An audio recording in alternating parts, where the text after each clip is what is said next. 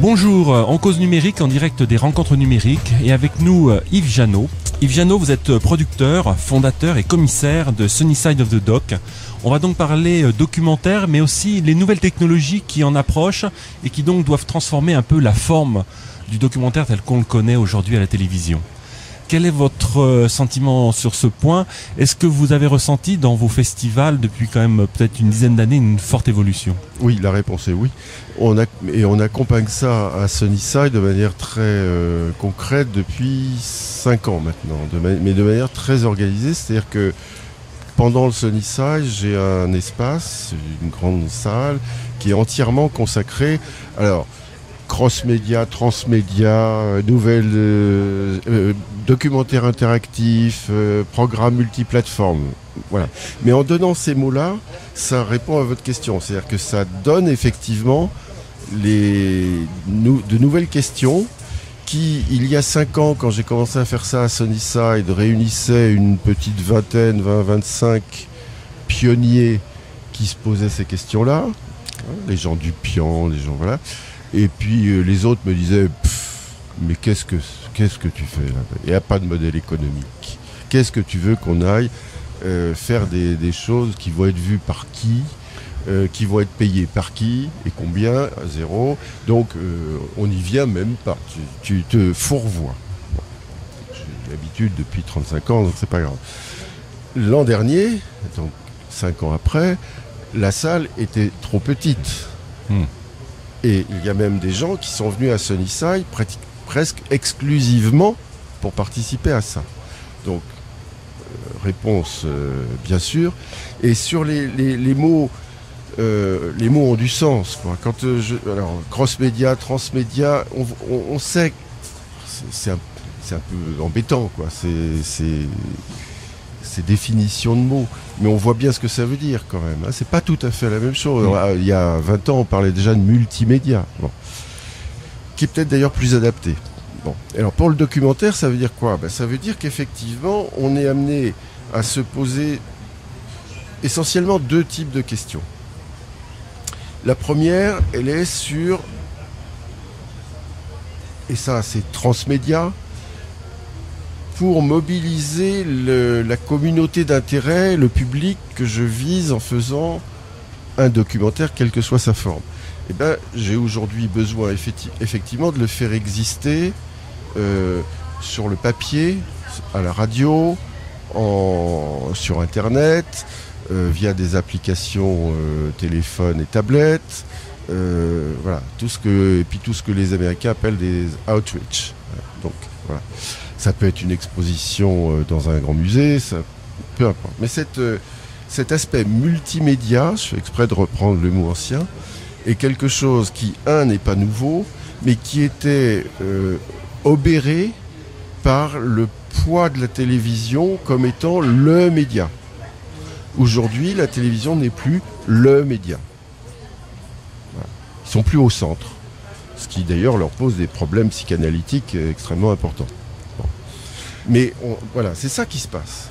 Et ça n'a pas besoin d'avoir lu Joël de Ronet ou je ne sais pas qui pour projeter dans un avenir proche le fait que ça ne va faire que s'étendre. Donc ça change, parce que ça change du coup la manière de raconter une histoire et de choisir des formes de récits qui vont être complémentaires.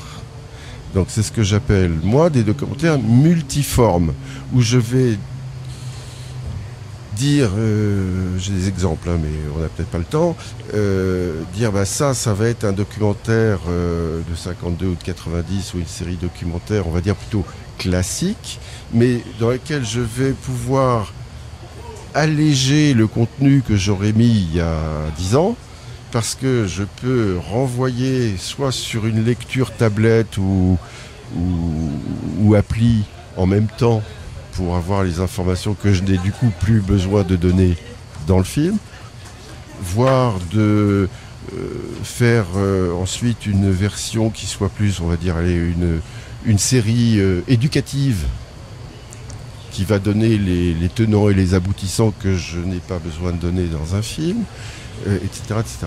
Donc ce déploiement-là correspond à un très vieux problème du documentaire. Il faut bien comprendre un truc, il y a une grosse différence entre la fiction et le documentaire. C'est que la fiction, je fais écrire un scénario. Une fois que ce scénario a été écrit 7 ou 8 fois éventuellement, mais une fois qu'il est à son terme, il y a des directeurs de production qui va le chiffrer, il y a quelqu'un qui va faire un plan de travail, et puis allons-y rouler. Et le montage, au bout du compte, il n'y a pas beaucoup de possibilités de monter autrement, toujours, mais enfin, que tel que ça a été prévu. Donc on est dans quelque scripted cinéma. Hein. Le documentaire, non.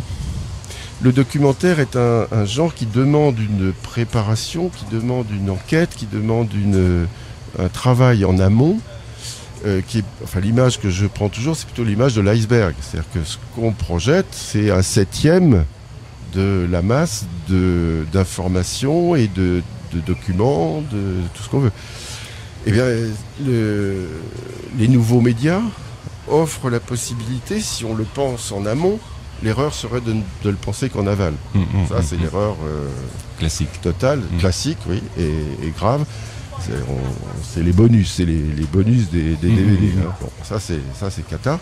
Mais si on pense en amont le déploiement de cette histoire sous des modes différents, qui peuvent aller jusqu'au serious game ou je ne sais quoi, eh ben, à la fois on se charge parce qu'il y a plus de choses à faire, mais on s'allège parce que pour chaque élément, on n'a pas besoin de tout dire.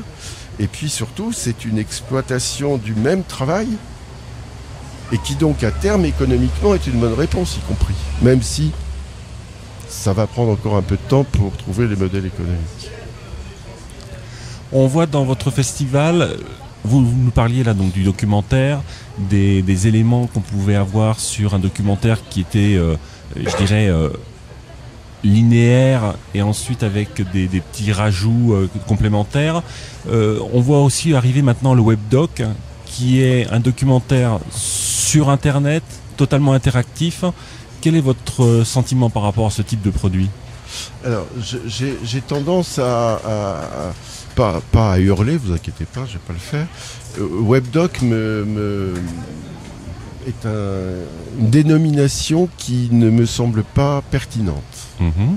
Parce que, et d'ailleurs, dans votre question, vous avez dit webdoc interactif. Bon, alors, programme interactif ou documentaire interactif, ça me va beaucoup mieux, ça.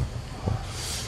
À condition que l'interactivité soit réelle et tout ça est à inventer. Et on va très certainement, il y en a déjà, mais on va très certainement inventer encore plein de nouveaux trucs dans les mois et les années qui viennent.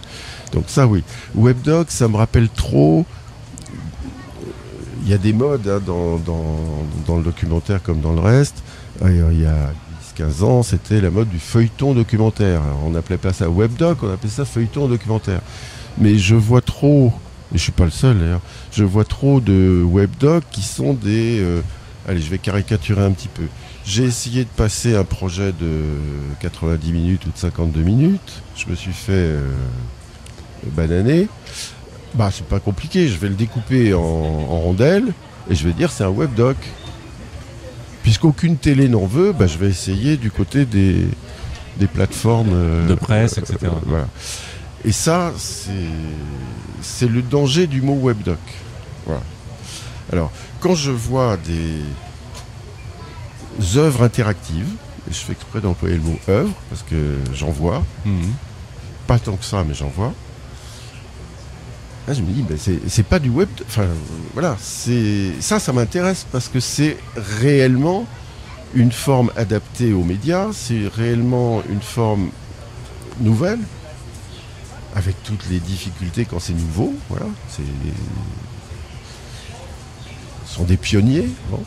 Il faut trouver le pognon pour faire les applications quand elles n'existent pas. C'est de la recherche-développement, etc., etc. En tout cas, il faut être créatif. Ça m'intéresse. Si c'est pour faire du récit documentaire classique, linéaire, simplement en le mettant en tranche et en rajoutant la présentation du personnage, les données météo sur là où ça se passe. Ça, je trouve ça parfaitement inintéressant. Et voilà. Donc, webdoc est un mot qui me semble être un piège, ou en tout cas un espèce de sac un peu fourre-tout, quoi. Un peu fourre-tout. Quand on regarde un peu ce qui se passe au niveau des chaînes, c'est-à-dire la fragmentation de l'audience, etc., le marché du documentaire est toujours porteur. Est-ce que c'est de plus en plus difficile pour les producteurs d'arriver à financer leurs films, sachant qu'ils pourront toujours le diffuser autant de plein de personnes, mais sur plein de médias différents?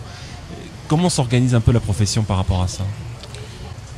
2000-2006, c'est les années de grand boom du documentaire à échelle internationale. C'est vraiment Golden, il n'y avait jamais eu de gold dans le documentaire. Donc, mais enfin bon, sans doute les années les plus dorées de l'histoire du documentaire depuis qu'il existe.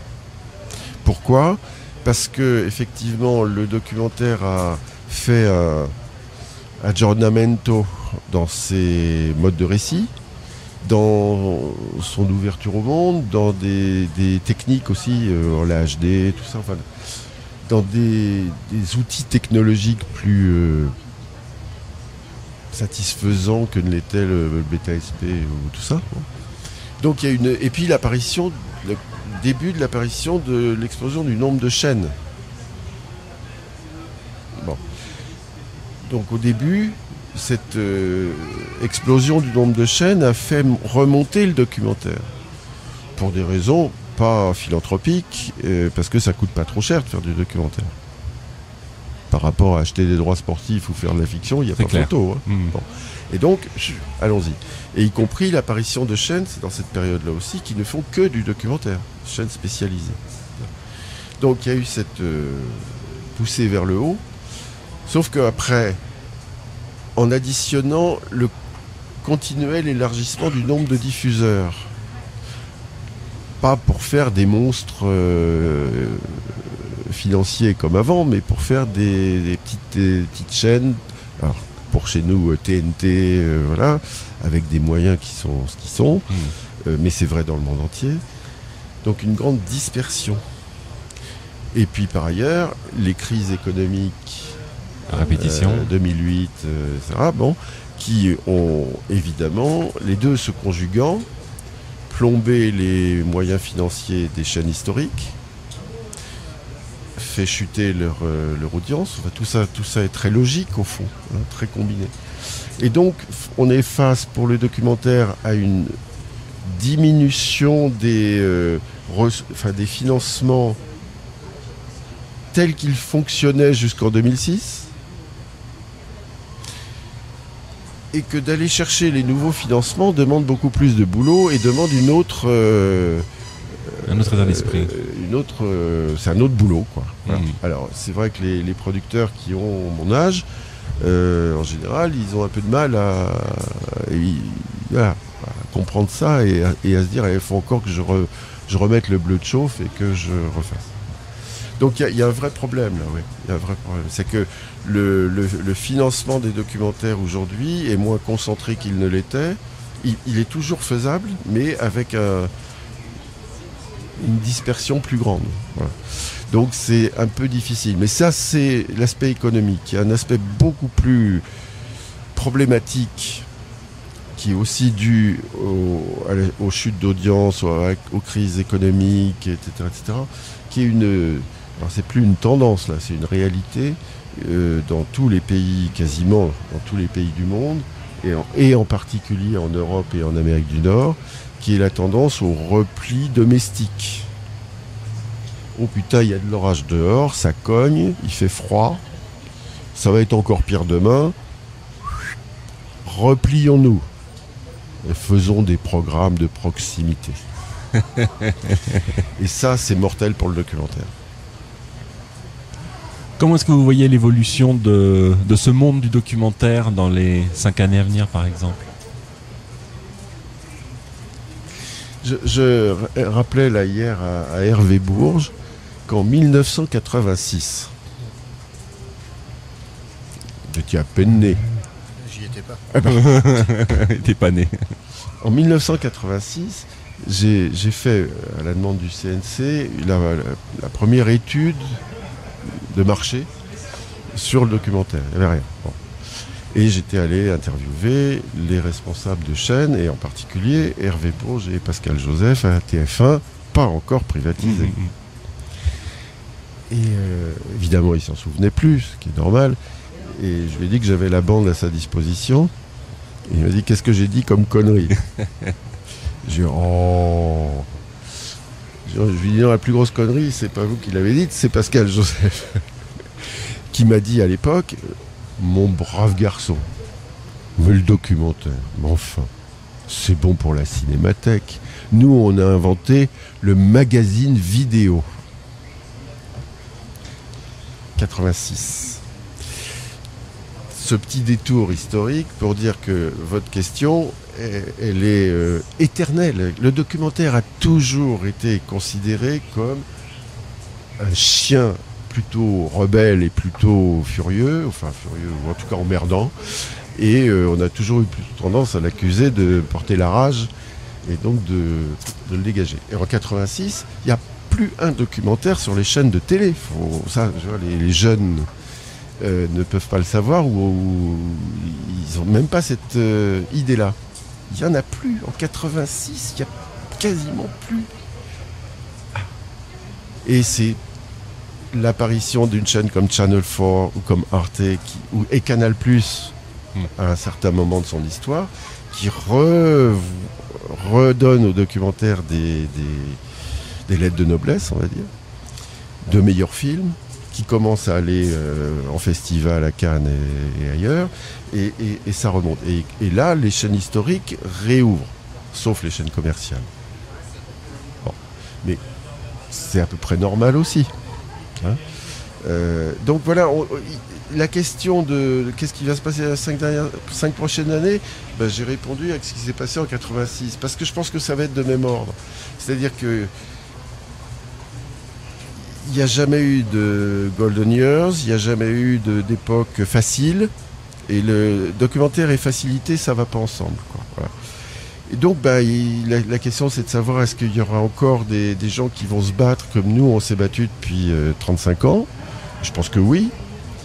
Est-ce qu'il va y avoir des gens qui vont avoir des choses à dire qui sont différentes de ce qui se dit dans les médias de manière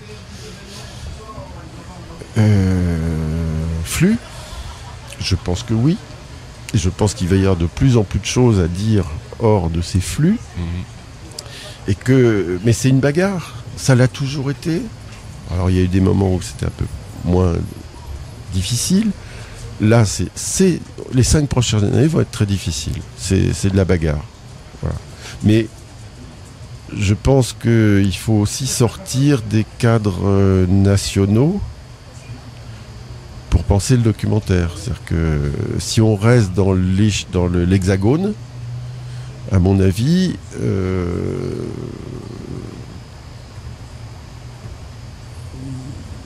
on s'en sort pas. Voilà. Et le documentaire, comme l'animation, est un programme qui voyage facilement, à condition, encore une fois, de ne pas faire que des programmes domestiques. Bien sûr. Voilà. Donc je pense que l'issue est vers des documentaires qui ont, par leur histoire, je dis pas sujet, mais par leur histoire et par leur projet, et entre autres leur projet multi ou trans ou cross média, une capacité de toucher des audiences où qu'elles soient dans le monde, et de créer des communautés où je dirais le service après-vente est possible à gérer. Ce qu'on n'avait pas avant. Voilà. Un documentaire, en général, ou en théorie, est un film qui est fait pour faire bouger un peu les lignes, même si c'est dans une seule tête. Mais parfois, c'est dans des instances ou sur des problèmes plus collectifs. Ça doit se...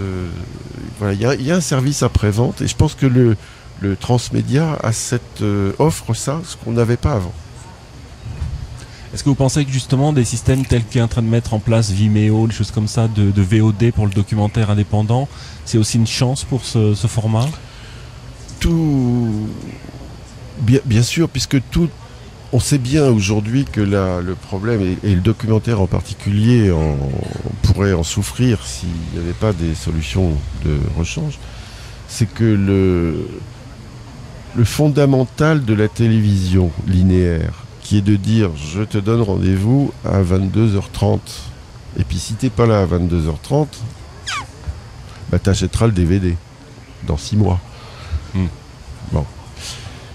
La télé de rattrapage, la VOD, la SVOD, blablabla, les IPTV, bon alors on ne parle pas de ça en France, mais enfin des possibilités d'agglomérer du contenu, de l'éditorialiser et de le rendre interactif en plus. Ça, ce sont des outils qui, et on le voit bien, dont le pourcentage et c'est particulièrement vrai pour le documentaire. Les documentaires d'Arte, par exemple, certains sont de plus en plus vus. En dehors de la diffusion. Ouais. Mais il y a certains films qui font 20-30% de leur audience en décalé. Et c'est logique. Ouais. Et c'est une nouvelle façon en fait de les regarder. Et de les échanger, parce que souvent ça s'accompagne aussi de commentaires. Ben oui, tiens, j'ai vu un truc, on en a parlé il y a 8 jours, tu devrais regarder parce que ça prouve bien que j'avais raison. Ouais, c'est le bouche à oreille. Yves Janot, merci beaucoup et bon festival. Merci beaucoup.